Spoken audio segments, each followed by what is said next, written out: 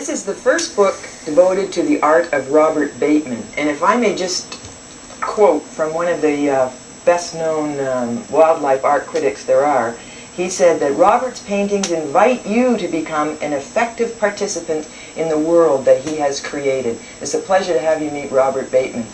You're what they call in teenage language a gas, Robert. It's quite wonderful. Thank you very much. What took so long to get a book out? Oh, I don't know. I guess I've been painting all my life, and a number of people have been talking about a book for about the last 5 years, but finally I'm just delighted. Here it is. Here it is. I've got cards in here, obviously, and I've got them numbered. It's, by the way, I'm going to be commercial, Robert, because I know you don't like to be. It's a terrific bargain, everyone.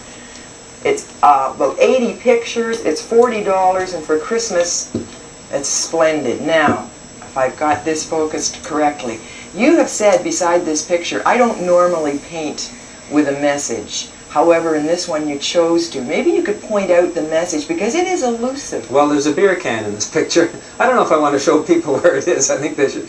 They have to find the beer can, they have to identify the label. But the message is, one can hardly go into the wilds these days without seeing some kind of thoughtless bit of litter or pollution or whatever where man has been there. You are also quoted in the book as knowing your subjects intimately before you do them. Tell me how you managed to do that, Robert. Well, I've always been a naturalist, just as I've always been an artist. I had my first bird list when I was about 12 years old. And I spent a lot of time in the field. I also spent a lot of time in zoos and game parks and things of that sort, observing them. Now, this one I was very interested in because you said the fur was very difficult, and you didn't want to make the animals too cutesy. That's right, that's right. The texture of the fur, there's a reason behind every little hunk of the whole planet Earth, and especially the animals. There's a reason in physics and chemistry and biology behind them, and that's what I really want to show. You know, it said too that Robert Bateman's paintings are off-center. It leaves you with a sense of expectancy at any moment. For instance, I don't want to damage the book in any way, so forgive all this fumbling around. At any moment, that eagle's gone on you. I like to capture, well, I guess what you might say, the fleeting glimpse. Something that's just, you kind of intruded onto something that's happened, and a moment later it'll be different, the moment before it was different. Who inspired you? I mean, I know, as you just said, your childhood was part of it, but is there a hero? I was inspired by the Group of Seven very much. And I used to emulate Tom Thompson, get out there in my canoe in Algonquin Park, quite literally, and do the paintings. Then the Impressionists and people of that sort, even Picasso. Wyeth was also quoted. Andrew Wyeth was, that's right. Yes. Yeah. Now, I love your description of this moose, almost like someone whose car you've hit and who's staring angrily at you through and the I cut off the horns deliberately. You're seeing the entire image right now with the horns cut off and that broken branch beside him to give a feeling of violence that's sort of unconscious there. How do you go about, give me, as I open pictures, your beginning of a picture to the end? Well, I start out working, well, I do little thumbnail sketches to start with. And then I pick a certain thumbnail sketch, and then I start out working quite boldly with kind of a big house paint brush. I work right on the board itself. I don't prepare it very carefully in advance. And I work out all my mistakes as I'm going along, and evolve it and change it and so on.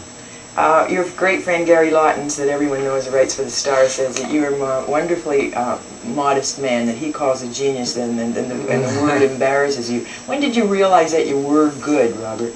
Well, I guess again about the age of 12 or 13, I was sort of the class artist. I did all the posters in the school and that sort of thing. And most other people grow up and give up doing art when they're little kids. And I just haven't got to that stage yet. You don't give it up. Now, you said that you have a great affinity for this bird, but they're very cranky. That's when you try to approach this particular bird actually attacked me when I approached his nest. I did a great infringement on our friendship and tried to get close to the nest in a little rubber boat, and he actually jumped me in the rubber boat and splashed water all over me. I was really humiliated. Now, I'm going to quickly flip, because this is another thing that you tried, an almost oriental style to it. That's right. Again, having the loon sort of pushed back behind all the reeds and pushed back in the mist as well. Yeah, I'm quite influenced by oriental things as well, and the empty space they have. Did you feel an enormous sense of pride standing in the crowd looking at the painting that was given to Prince Charles and Lady Diana? I felt an enormous sense of pride when I was asked to do the painting, and I've heard through the grapevine that he likes it and he wants to hang it, which has made me quite proud. But where it was hanging was quite, it was down at knee level in St. James really? Palace, that's right.